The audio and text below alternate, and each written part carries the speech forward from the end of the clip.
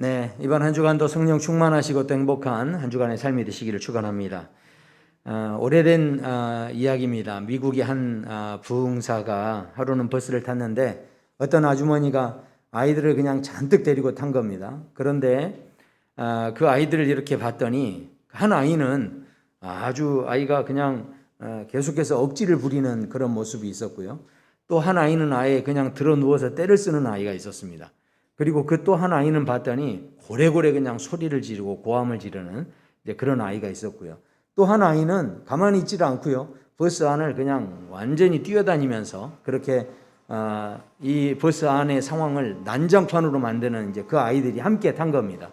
그런데 이제 더 가관인 것은 그 아이들을 데리고 탔던 그 어머니, 그 엄마가 그 아이들을 막 그 자리에서 때리고요, 막 욕하고 막 저주하고 막 그러면서 그 펄쩍펄쩍 뛰면서 그 엄마마저 그냥 그렇게 하는 겁니다. 그래서 이제 이런 모습을 보고 피곤해서 좀 쉬려고 했더니 쉴 수 있는 상황이 아닌 거죠. 그래서 이 부흥사가 이거 참 한숨만 나오는 상황인데 그때 문득 하나님께서 그 마음에 말씀 하나를 생각나게 하셨는데 범사에 감사하라. 범사에 감사하라. 그래서 그 말씀이 생각나서 그래서 이제 이 부흥사가 그 자리에서 감사 기도를 드렸다는 거예요. 뭐라고 기도했냐? 하나님, 저 아줌마가 제 아내가 아닌 것을 감사합니다. 네, 그렇게 했다는 것이죠. 네, 우리가 대부분 이 감사주의라면 실은 이제 감사를 많이 해야 된다, 뭐 이런 생각들을 하는데 많은 분들이 이 감사에 대해서 이야기할 때 뭔가 좀 긍정적인 생각을 하고 또 우리가 좋은 생각도 하고 이렇게 하기 위해서 감사를 어떤 그런 감정적이고 느낌적으로 우리가 대부분 이야기를 합니다. 그런데 이 감사가 단순히 그런 차원의 것만은 아니다라는 것이죠. 감사는 우리의 삶에 얼마든지 능력이 될 수 있고요. 감사는요, 우리의 삶에 있는 은혜를 내 것으로 만드는 힘이 될 수 있다라는 것입니다. 하나님께서 생각해 보십시오. 하나님께서 천지를 이렇게 창조하셨습니다. 자, 하나님께서 천지를 창조하셨다. 우리가 지금 눈에 보고 있는 모든 자연 만물들 다 하나님께서 창조하셨죠? 믿으십니까? 네. 자, 그것은 우리가 사실이다 이렇게 이야기해요. 팩트입니다. 하나님께서 이 모든 것을 만드신 사실인데 이 사실만 가지고는 아무 일도 안 일어납니다. 실은요, 여기에 대해서 사실을 아는 것과 내가 그 아는 지식이 있어서 눈으로 보는 것이 있어서 하나님이 천지를 만드셨구나, 지으셨구나, 얼마든지 알 수는 있습니다. 그러나 아는 것이 아니라 그 아는 것 가지고 하나님 앞에 감사하기 시작하면 상황은 달라진다는 거죠. 왜냐하면 그것을 감사할 때 어떤 일이 생깁니까? 그 천지의 모든 것들이 결국은 나를 위한 것으로 연결되어질 수 있다는 것이죠. 그저 지식으로 아는 사실만 있는 것이 아니라 내가 그것에 하나하나 감사하기 시작할 때 그것을 내가 직접 누릴 수 있고 그 모든 것들이 누구도 아닌 나를 위해서 창조하신 것으로 얼마든지 바꿔질 수 있다는 것입니다. 자, 여기 보면 5만 원짜리가 하나 있습니다. 자, 이 5만 원짜리 어떻게? 이거 가짜 돈 아닙니다. 진짜입니다. 5만 원 이거 사실입니다. 네, 사실이죠. 그런데 이게 아무리 사실이어도 이 사실인 것만 가지고는 아무 일도 안 일어납니다. 그런데 어느 분 중에 한 분이 손을 들어서 목사님 저 그거 필요한데 저한테 주세요. 이렇게 만약에 말하신다면 저는 어떻게 할까요? 네. 아마 무조건 주지는 않겠죠. 왜냐하면 마음속에 고민을 할 거예요. 이거 어떻게 하지? 이걸 줘야 되나 말아야 되나? 이렇게 고민을 아마 할 겁니다. 그런데 이제 어떤 사람이 또 손을 들어서 이야기하는 거죠. 목사님 평소에 그 가끔씩 아이스크림 사준다고 많이 이야기하셨는데 제가 오늘 아이스크림 케이크 먹고 싶은 거를 어떻게 하셨어요? 너무 감사해요. 이렇게 이야기한다면 그러면 이제 어떻게 하겠습니까? 이게 좀 망설임이 좀 덜하고 이거를 줄 수 있는 가능성이 훨씬 더 커지겠죠. 자, 한번 생각해 보십시오. 예수님께서 이 땅에서 우리를 위해 십자가에 달리셨다라고 말씀했습니다. 예수님께서 십자가에 죽으셨죠. 역사적인 사실입니다. 그런데 그 사실이 그냥 그대로만 있으면 아무것도 아닙니다. 결국 그 사실에 대해서 나를 위해 그렇게 하셨다는 것에 대해서 내가 감격하고 감사해서 하나님 너무 감사합니다. 이것을 내가 감사한 마음으로 영접하고 받아들이면 그 예수님의 피가 그냥 피가 아니라 나를 위한 피, 내 죄를 씻는 피, 나를 살리는 피가 되어진다라는 것이죠. 그러니까 사실 자체만 있는 것은 중요하지 않습니다. 결국은 그 모든 것이 내 것이 되게 하고 내 은혜가 되게 하고 내 삶에서 누릴 수 있는 게 되려면 거기에 필요한 게 있는데 그게 바로 이 감사다라는 것이죠. 감사가 단순히 긍정적인 생각이나 느낌이 좋은 말을 한다거나 이런 차원의 것이 아니다라는 것입니다. 19세기의 시인이었던 에밀리 디킨슨이라고 하는 분이 자신의 아버지 이야기를 실은 많이 했다고 합니다. 근데 그 아버지 이야기를 듣는 분들마다 다들 재밌어 했다는 거예요. 무슨 일이 있었냐면 이 아버지가 어느 날 저녁 무렵에 갑자기 화재 경보를 막 이렇게 울린 겁니다. 그러니까 온 동네 사람들이 깜짝 놀라서 튀어나왔는데 저녁을 준비하다가 어떤 분은 뭐 그릇 가지고 나오신 분도 있고요. 급하니까. 그리고 어떤 분은 이렇게 식사하다 말고 냅킨을 이렇게 주워들고 그냥 나오신 분도 있고 온 동네 사람들이 나와가지고 무슨 일이 생겼냐, 어디에 불이 났냐 하면서 사람들이 다 그렇게 하니까 그 아버지가 그랬다는 거예요. 사실은 불이 난 게 아니고 오늘 저렇게 해가 일몰하는 그 광경을 보는데 해가 지는 모습이 노을이 너무 아름다워서 나만 보기 너무 아까워서 나도 모르게 그냥 화재 경보를 울렸다라는 거예요. 그래가지고 사람들이 그냥 이제 한바탕 웃고 그렇게 에피소드로 끝나게 됐는데 그런데 생각해 보십시오. 그 아버지의 그 행동 하나가 뭐가 됐겠습니까? 그냥 빨간 노을이 지는 그 모습이 너무 아름다웠는데 그게 사실이죠. 그러나 그 사실들을 그냥 우리가 지나쳐 버리는 것과 그것이 나를 위한 하나님의 은혜고 선물이다. 이것으로 누릴 수 있는 사람과는 전혀 다르다는 거죠. 이분의 행동이 좀 엉뚱했지만 그러나 이 경험을 했던 사람들은 어떻겠습니까? 노을을 볼 때마다 그때 화재 경보기 울리신 그 아버지가 생각나지 않았겠습니까?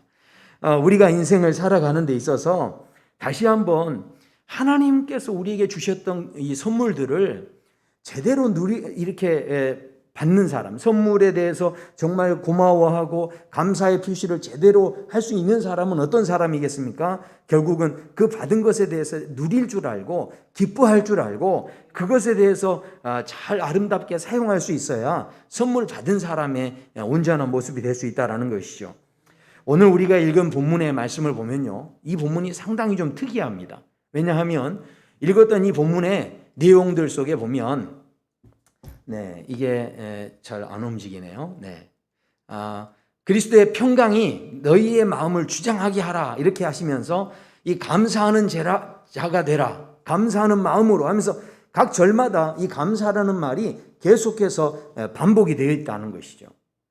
자, 왜 이렇게 되어 있을까? 지금 여기에서 감사의 의미가 무엇이기에 이렇게 계속해서 감사가 언급이 되고 있는가?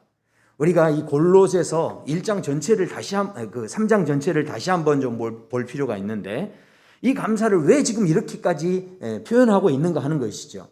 저는요, 저와 성도 여러분의 삶에 이 놀라운 감사의 은혜가 우리에게 온전히 누려지고 그 깊이를 좀 경험하시는 그런 복된 시간이 되기를 소원합니다.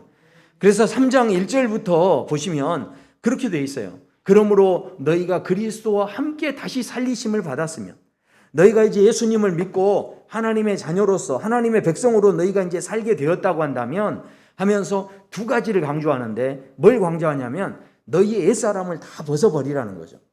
그리고요, 두 번째 이야기하기를 새 사람을 입으라 이렇게 말씀합니다. 자, 한번 생각해 보십시오. 우리가 대부분 믿음의 삶을 살고 신앙생활을 할 때 성숙해가고 성장한다고 할 때 우리는 대부분 어떻게 생각하냐면 내 믿음에 대해서 어떻게 합니까? 막 능력을 얻고요, 믿음 때문에 복을 얻고요, 믿음으로 인해서 뭐 합니까? 더 강해지고 세지고, 이렇게 해야 우리가 믿음으로 이렇게 승리할 수 있다 하면서 우리가 대부분 이 믿음으로 성장한다는 것에 대해서 그런 개념들을 가지고 있습니다. 그런데 의외로 오늘 말씀에서는 믿음의 시작은 그렇지 않다는 거예요. 우리가 정말 믿음으로 제대로 성장하려면 순서가 필요한데 첫 번째는 우리 인생에서 자꾸 뺄셈이 필요하다는 거예요. 내 삶에 덕지덕지 붙어있는 죄악과 욕심과 이 모든 것들을 자꾸 내 안에서 떼내버리고 뜯어버리고 벗어버리고, 그것에 대해서 계속해서 내 인생에서 빼내야 한다라는, 그게 먼저 있어야 한다는 겁니다. 그 빼내는 것이 있을 때 옛사람을 벗어버리는 것이 우리의 인생에 얼마나 중요한지 모릅니다. 그렇게 빼내버리는 것이 있으면, 자, 그러면 이제 그 다음부터 문제가 또 생겨요. 왜냐하면 내가 열심히 그것들을 다 빼냈는데 그 다음에 사람이 생각하기를, 야, 나는 이제 좀 믿음이 성숙한 사람이다. 이런 것들을 내가 다 이제 하지 않고 이것들을 다 빼냈으니까 나는 이제 내 자신을 내려놓고 자기를 부인하고 이렇게 했으니까 나는 정말 성숙한 믿음의 사람이다 생각하지만, 그러나 이때가 가장 위험한 때라는 거예요. 빼내는 것으로 끝나는 게 아니라 실은 이때 상황이 가장 어쩌면 신앙생활을 하는 데 있어서 성장하기 전에 이 상황 자체가 우리의 신앙을 위기 가운데 빠뜨릴 수 있는 상황이 될 수 있다는 거죠. 그래서 예수님께서 무슨 비유의 말씀을 하시냐면, 귀신 들린 사람이 있었는데 그 귀신이 그 사람에게서 나갔다는 거예요.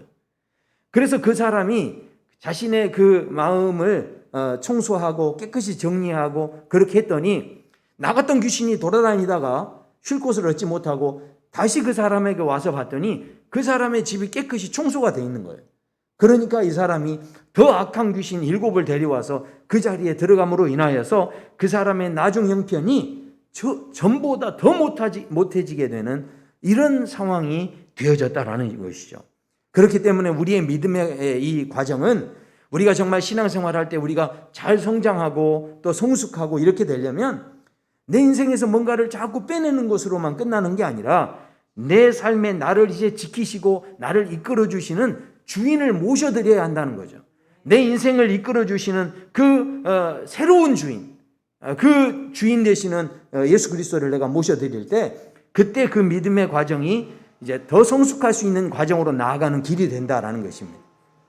그렇다면 궁금한 게 있죠. 이제 새 사람을 입어야 하는데 뭘로 입어야 하느냐. 그래서 이 말씀이 이어지는 말씀을 보면, 그러므로 너희는 하나님의 택하시고 거룩하시고 사랑받는 자처럼 어떻게 해요? 긍휼과 자비와 겸손과 온유와 오래 참음을 입어야 한다는 겁니다.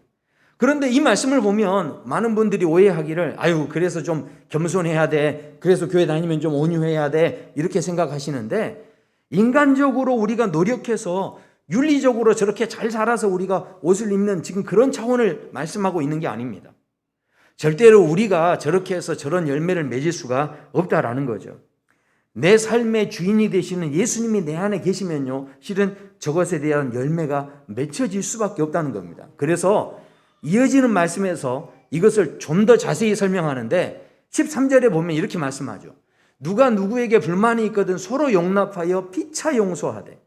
그러니까 생각해 보십시오. 여기에서 뭘 이야기합니까? 용서를 이야기하는데, 우리 많은 분들이 용서를 자신이 갖고 있는 성품으로 생각합니다.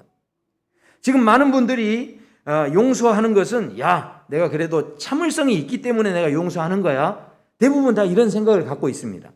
그러나 진정한 용서를 이해하시려면요, 오늘 본문에서 뭐라고 합니까? 자신을 용서해 주신 그 주님이 나하고 연관이 돼야 한다는 거죠. 그러니까 나를 용서해 주신 그 주님을 내가 받아들이고 내가 먼저 그 주님을 만나야만 그 자리에서 진짜 용서가 시작이 되어질 수 있다 하는 것입니다. 14절의 삶에서는 한 가지 더 이야기하는데, 이 모든 것 위에 사랑을 더하라라고 말씀합니다. 무슨 이야기입니까? 내가 사랑하는 게 아니에요.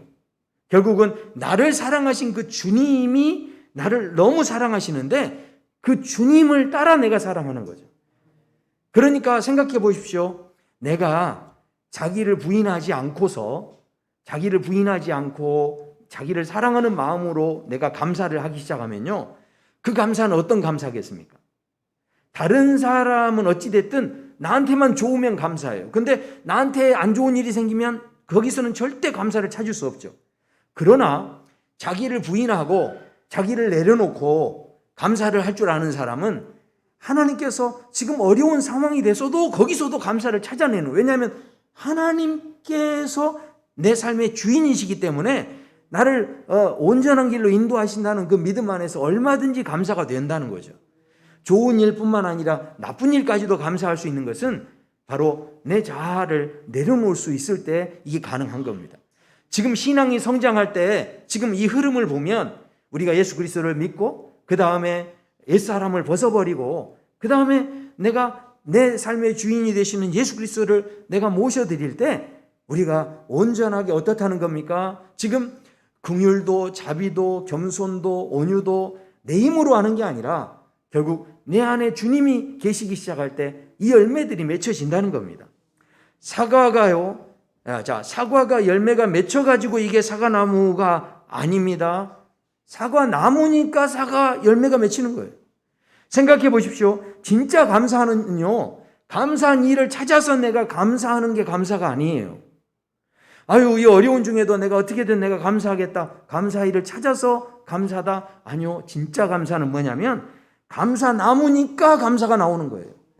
그러니까 내가 감사나무가 돼버리면 거기에선 당연히 이 열매가 맺히는 거죠. 우리가 그러므로 성도로 이 땅에서 산다는 것은 내가 지금 교회 다니니까 신앙생활 하니까 이제 예배도 드리고 기도도 하고 찬양하고 실은 이것은 아무것도 아닙니다. 왜냐하면 그저 이것은 열매적인 현상일 뿐이에요. 우리가 정말로 신앙생활할 때 내 중심에 예수님이 계시기 시작하면 내 삶의 주인이 정말 예수님이 계시기 시작하면 그때부터 나도 모르게 뭐 하게 됩니까? 예배드리게 되고요. 기도하게 되고요. 찬양하게 돼 있다는 거죠. 이렇게 너 예배 드려라 뭐 찬양해라 말하지 않아도 내 안에 중심이 바뀌어 있기 때문에 그 안에서부터 열매들이 나타나기 시작한다라는 것이죠. 자, 그래서 이제 필요한 게 뭐냐? 바로 오늘 본문에서 감사가 필요하다 말씀하는데 그리스도의 평강이 너희 마음을 주장하게 하라. 너희는 평강을 위하여 한 몸으로 부르심을 받았다라고 말씀합니다. 결국 우리가 예수님을 믿으면 하나님께서 우리에게 평안을 주시는데, 자, 세상 사람들이요, 평안하다고 할 때 언제 평안하다고 합니까? 근심이 없을 때, 두려움이 없을 때, 걱정이 다 없을 때 우리가 대부분 아이고 평안하다 이렇게 이야기를 합니다. 자, 그런데 예수님이 주시는 평안은 그게 아닙니다. 예수님께서 우리에게 평안을 말씀하실 때 두려워하지 말라. 내가 너와 함께함이니라. 평안할지어다. 선포하실 때 그냥 하신 게 아니라 예수님이 말씀하시는 평안은 문제가 없는 것이 평안이 아니고요. 예수님이 말씀하실 때는 내가 너와 함께한다 이렇게 말씀합니다. 시편 기자가 시편 23편에서 여호와는 나의 목자시니 내게 부족함이 없으리로다. 그러면서 그분이 나를 쉴 만한 초장으로 물가로 인도하신다는 거예요. 이것만 보면 너무 평안한 거죠. 그런데 그 뒤에 뭐라고 말씀합니까? 사망의 음침한 골짜기로 다닐지라도 내가 해를 두려워하지 않을 것은 주께서 나와 함께 하심이라. 그러니까 지금 주님이 주시는 진짜 평안은 뭐냐면요, 문제가 없어야 평안이 아니고 문제가 있든지 없든지 내가 너와 함께한다 하는 평안으로 우리에게 이 평안을 선포하시고 이 평안을 주셨다라는 것이죠. 자, 그렇다면 아무리 좋은 평안을 받았어도 자, 보십시오. 이 평안을 가지고 이 평강을 위하여 한 몸으로 서로 부르심을 받았으니 우리가 한 공동체로서 한 마음이 되어야 한다는 거죠. 그런데 이 평안으로 우리가 한 마음으로 이렇게 좋은 평안을 누릴 수 있으려면 이 평안이 내 삶에 늘 임해야 되는데 살다 보니 이게 쉽습니까? 이게 잘 안 됩니다. 왜냐하면 나는 이 문제가 좀 많아도 내가 참고 정말 나와 그래도 주님이 함께하지 인내하면서 딱 참았는데 다른 사람은 승승장구 잘 되는 거예요. 이런 걸 보면 마음이 편하지가 않죠. 그러면 그때부터 뭐가 됩니까? 비교가 되기 시작하죠. 비교가 되는 순간 내 마음의 평안이 사라져버리는 거예요. 자, 그래서요, 우리가 정말 주님이 주신 그 평안을 내가 끝까지 지켜내고 그 평안을 가지고 누릴 수 있는 삶이 되려면 그 중심에 뭐가 필요하냐면 감사의 마음이 필요하다는 거예요. 그러니까 다른 거 보지 않고 그 주님과 나와의 관계 속에서 감사가 중심이 되어져야만 이 평안이 내게서 사라지지 않고 끝까지 이 평안을 붙잡을 수 있고 누릴 수 있는 게 되어진다라는 것이죠. 자, 이어지는 말씀에 보면 16절에도 이렇게 말씀하죠. 그리스도의 말씀이 너희 안에 풍성히 거하며 모든 지혜로 피차 가르치며 권면하며 이렇게 시와 참의와 막 노래가 나오는데요. 사람이 노래가 나오려면 자, 분위기가 어때야 되냐면 서로 막 섬겨주고요, 사랑해주고요, 축복해주고요. 이렇게 해야 뒤에 노래하는 게 나오지 않습니까? 그런데 여기 지금 상황을 보면 주님의 말씀이 우리 안에 풍성히 거하기 위해서 뭐라고 하냐면 피차 가르치며 권면하며 이렇게 말씀하고 있다는 거죠. 분위기가요, 우리 공동체에서도 자꾸 누가 누구를 가르치려고 들고요, 누가 그렇게 지시하면서 또 이거 잘해야 된다, 저거 잘해야 된다 이런 식으로 말하면 모든 사람이 마음속으로 어떤 생각을 합니까? 니나 잘해, 니나 잘해, 다 그러는 거죠. 그러니까 지금 이 분위기가 지금 노래하는 분위기가 되겠습니까? 분명히 이상하지 않습니까? 말씀이 좀 이해가 잘 안 돼요. 왜냐하면 이렇게 피차 권면하고 서로 이거 잘했네 잘못했네 이야기하고 이건 이렇게 해야지 하면서 누군가가 이야기하기 시작하면 기분 좋을 사람 있습니까 없습니까? 실은 그랬는데도 기분 좋다고 하면 약간 조금 생각을 해봐야 돼요. 이게 참 이분이 정상인가 생각할 정도로 그것에 대해서 실은 기분 좋을 사람 아무도 없습니다.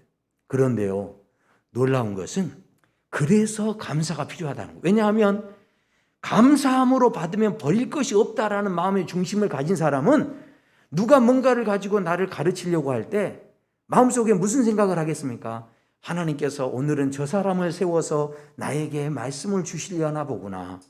그러면서 이것을 내가 받기 시작하면 그러면 내가 이것을 기분 나쁘게 받는 게 아니라 하나님이 오늘도 저 사람을 통해서 또 하나님이 이 사람을 통해서 이렇게 역사하셔서 나에게 또 말씀을 주시는구나 하면 그 사람 안에 뭐가 풍성해집니까? 하나님의 말씀이 풍성해지기 시작한다는 거예요. 그러니까 정말 이 하나님의 말씀의 풍성함을 내가 누리고 이 말씀을 더 많이 느끼고 경험하고 이렇게 되려면 이 말씀을 거절하는 게 아니라 이 말씀에 정말 은혜를 내가 더 누리려면 그 중심에 반드시 뭐가 있어야 한다는 겁니까? 감사함이 있어야만 이게 제대로 누려질 수 있다라는 것이죠. 마지막 17절에도 말씀합니다. 또 무엇을 하든지 말에나 일에나 다 주 예수의 이름으로 하고 그를 힘입어 아버지 하나님께 감사하라는 것이죠. 무슨 이야기입니까? 사람들이요, 다 보면 우리가 이 땅에서 살 때 다 자기 이름 이렇게 드러나는 걸 다 좋아하죠. 그런데 어떤 일이든지 간에 이 사람의 마음속에 지금 주님의 이름을 이렇게 드러내는 그런 마음이 있다라는 겁니다. 이 모든 일은 내가 한 게 아니에요, 주님이 한 거예요, 이렇게 실은 드러낼 수 있어야 하는데 그것이 실은 감사함 속에서만 가능하다는 겁니다. 사람들이요, 다 이제 천국에 이제 올라갔대요. 죽어서 이제 다 천국에 올라가시는 분들이 있었는데, 그런데 예수님께서 그 사람들이 천국에 올라올 때 보좌에 앉아 계셨던 예수님이 다 일어나가지고 사람들이 올 때마다 그 사람들이 한 명씩 한 명씩 다 안아주셨대요. 이 땅에서 너무 수고, 저 땅에서 너무 수고 많이 했다 하면서 이렇게 안아주시는데, 그런데 한 목사님이 딱 이제 오시니까 갑자기 그 예수님께서 자리에 앉아가지고 그 목사를 많이 쳐다만 보고 계셨대요. 그러니까 그 옆에 있는 천사가 예수님한테 물어봤습니다. 아니 예수님을 위해서 저렇게 평생 열심히 복음을 전하고 애쓰고 힘쓰고 살아온 목사님이 있는데 왜 맞아주지 않으십니까? 그러니까 예수님이 하시는 이야기가 내가 이 자리에서 일어나면 저 목사가 이 자리에 앉아버릴까 봐 걱정이다, 그랬다는 거예요. 그러니까 이게 무슨 이야기입니까? 모든 사람들의 마음에 실은 자기 이름을 드러내고 싶은 그런 마음들이 있는 거예요. 그러니까 우리가요, 실은 여기에 말씀해 보면 예수 그리스도의 이름으로 하라는 거예요. 무슨 이야기입니까? 예수 그리스도의 이름의 능력을 진짜 경험하고 그 능력이 내 삶에서 떠나지 않으려면요, 절대 내 이름 드러내서는 안 된다는 거예요. 그 이름의 능력이 뭔지 진짜 경험하고 싶으면 그 이름에 대해서 감사하고 그 이름을 드러내고 그 이름을 자랑할 수 있어야 한다는 거죠. 그래야 그 이름이 나와 연관이 되고 나와 상관이 있게 되고 그 이름의 은혜들을 풍성하게 누릴 수 있는 자리에 우리가 서게 될 수 있다는 것이죠. 사랑하는 성도 여러분, 우리가요, 많은 것을 갖게 되면 저 사람의 삶에 정말 풍성한 게 많아지면 감사를 많이 할 것 같죠? 근데 뭐든지 다 채워지고 많아진다고 해서 다 감사하는 게 아닙니다. 성경에 보면 사울 왕이 있었는데 사울 왕이 처음에는 얼마나 겸손했는지 몰라요.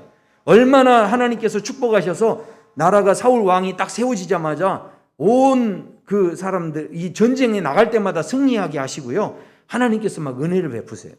그래서 이 사울 왕의 이름이 높아지고 너무 잘 되죠. 그런데 이 사울 왕이요, 그렇게 모든 것을 받았는데 그것 가지고 어떻게 합니까? 자기를 위해서 기념비를 세웠다는 거예요. 원래 기념비는요, 사람이 죽고 나면 후대의 사람들이 그 사람을 추억하기 위해서, 생각하기 위해서 세우는 게 기념비인데, 사울은 어땠다는 겁니까? 이 사울 왕은 살아있는데 자기가 미리서 그 기념비를 세워서 그렇게 우스꽝스러운 그런 일을 했다라는 것이죠. 자, 생각해 보십시오. 결국 사울이요, 너무 많은 걸 가졌지만 그러나 그것에 붙잡혀서 비교하는 마음을 가지면서 어떻게 합니까? 이 다윗과 자신을 또 비교하고 끊임없이 많은 걸 가졌지만 그럼에도 불구하고 감사하기보다는 오히려 끊임없이 비교하면서 그러면서 평안이 사라지고요. 하나님이 그 놀라운 은혜들을 주셨죠. 나라를 평안히 누릴 수 있도록 축복해 주셨지만 그 축복을 제대로 누리지 못하고 계속 비교하고 쫓아다니고 그러면서 결국 그 인생이 비참한 쪽으로 흘렀다는 것이죠. 반면에 다윗은 어떻습니까?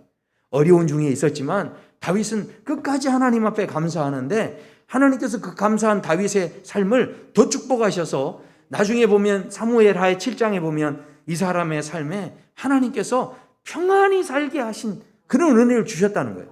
그런데 그 평안히 살게 됐을 때 이 다윗이 멈춰서지 않고 어떻게 했다는 겁니까? 하나님, 내게 이런 평안을 주시는데 어찌 이런 걸 주십니까? 너무 감사합니다. 내가 가만히 있을 수 없습니다. 하면서 이 하나님의 성전을 짓고 싶어 하는 그런 마음으로 또 도전하며 나아가는 그런 모습이 있었다라는 거죠. 결국 남보다 많이 준 것이 그냥 준 게 아니라 다른 사람에게 나눌 수 있는 사명으로 주었다라는 것을 이 다윗은 깨닫고 그것을 누리는 삶을 점점 더 살아가게 되어졌다라는 것입니다. 감사라고 하는 단어가요, 실은 성경에 굉장히 많이 나옵니다. 그런데 하나님께서 감사라고 할 때 그 감사가요, 이것이 심지어는 하나님의 뜻이다라고까지 말씀합니다.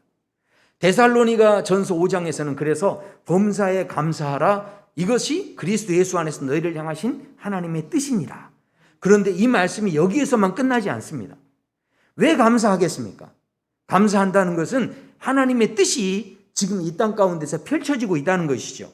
그리고 하나님께서 주권자가 되셔서 이 땅을 다스리고 통치하고 계신다는 것이죠. 그것에 대해서 내가 인정합니다, 고백합니다, 이게 감사죠. 우리가 지금 맥주 감사 주일에 감사 예배를 드리는 게 왜 그렇습니까?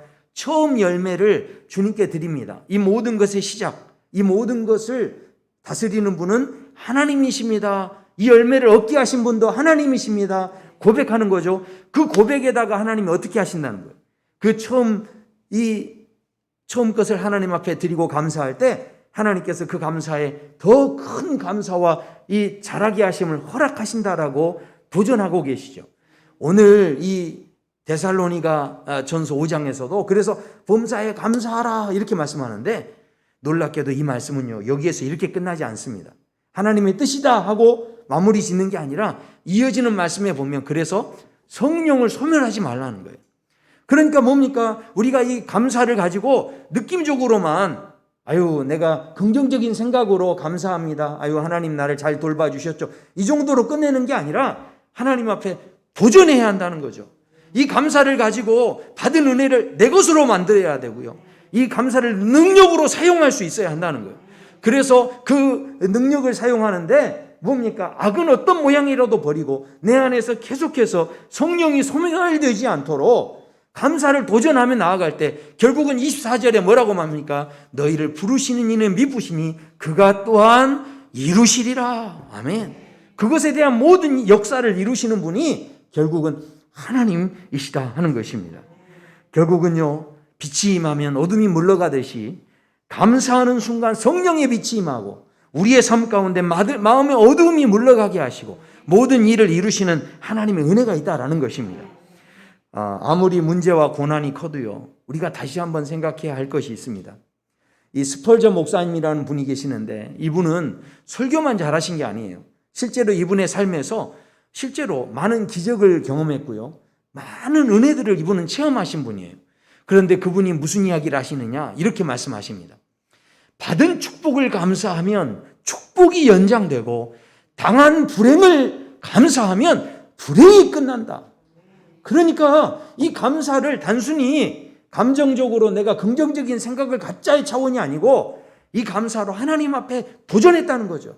하나님 앞에서 받은 은혜들을 더 은혜가 되도록, 그 은혜가 다른 사람 것이 아니라 내 것이 되도록 도전하는 마음으로 감사의 고백을 하는 삶을 살게 되어졌다라는 것이죠. 사랑하는 성도 여러분, 감사는요 단순히 좋은 느낌 표현하는 어떤 긍정적으로 살자 이런 이야기의 차원이 아닙니다. 감사는 결국은 능력입니다. 감사는 은혜를 내 것으로 만드는 힘입니다. 오늘 말씀에 보면 평안이 있다라고 말씀합니다. 그 평안이 내 삶에 이루어지려면, 그 평안으로 서로 하나가 되려면 반드시 거기에 그 중심에 감사가 있어야 한다는 거예요. 그리스도의 말씀의 능력이 내 안에서 풍성하게 누려지려면 반드시 그 말씀이 서로 기분 나쁜 말씀이 아니라 은혜의 말씀, 그 말씀이 나를 살리는 말씀, 나를 성장시키는 말씀이 되려면 그 중심에 감사함으로 받는 마음이 있어야, 그래야 이것이 내게 은혜가 되고 또 그 놀라운 기적을 체험하는 말씀이 될 수 있다는 것이죠. 또 말씀합니다. 무엇을 하든지 말에나 일에나 결국 예수 그리스도의 이름이 얼마나 능력 있는 이름인지 내가 경험하고 체험하고 그 예수님의 이름이 나를 살리는 이름이 되려면 그 중심에 감사의 고백이 있어야, 그래야 이것이 예수님의 이름의 진짜 능력을 체험하는 자리에 우리가 설 수 있다라는 것이죠. 사랑하는 성도 여러분, 코로나19로 인해서 우리가 사람들과 거리를 둬야 하고요, 이제 집 밖에도 외출을 못하는 그런 이 4단계라고 하는 아주 심각한 상황들이 지금 우리 앞에 이제 펼쳐져 있습니다. 그러나 단순히 앉아서 긍정적으로 생각하자가 아니라 이 시간 속에 내가 하나님과 더 가까워지고 하나님 앞에서 내가 더 감사의 마음을 가지고 도전하며 나아갈 때, 비록 갇혀있는 시간인 것 같지만 이 시간 동안에 하나님께서 부어주시는 이 평강의 은혜를, 비록 폭풍우가 몰아치고 비바람이 몰아쳐도 그 가운데서 흔들리지 않는 진짜 평안, 그 평안을 누릴 수 있는 힘이 우리에게서 얼마든지 경험될 수 있는 줄로 믿습니다. 우리가 비록 갇혀있지만 말씀은 절대 갇혀 있을 수 없습니다. 말씀은 살아 움직입니다. 이 말씀의 능력을 경험하는 시간이 언제겠습니까? 사람들과의 바쁜 시간, 이제 더 이상 바쁘지 말라라고 막아놨습니다. 더 이상 만나지 말고 더 이제 누구에게 집중합니까? 하나님께 집중해서 이 하나님의 말씀의 능력을 더 많이 경험하도록, 예수님의 이름의 능력을 더 경험할 수 있도록 우리에게 기회를 주시고 우리에게 축복의 시간으로 주신 줄로 믿습니다. 이 시간을 그저 보내지 마시고 오늘 감사함으로 도전해서 모든 은혜를 내 것으로 만들어가는 그런 믿음의 삶이 되시기를 축원합니다. 우리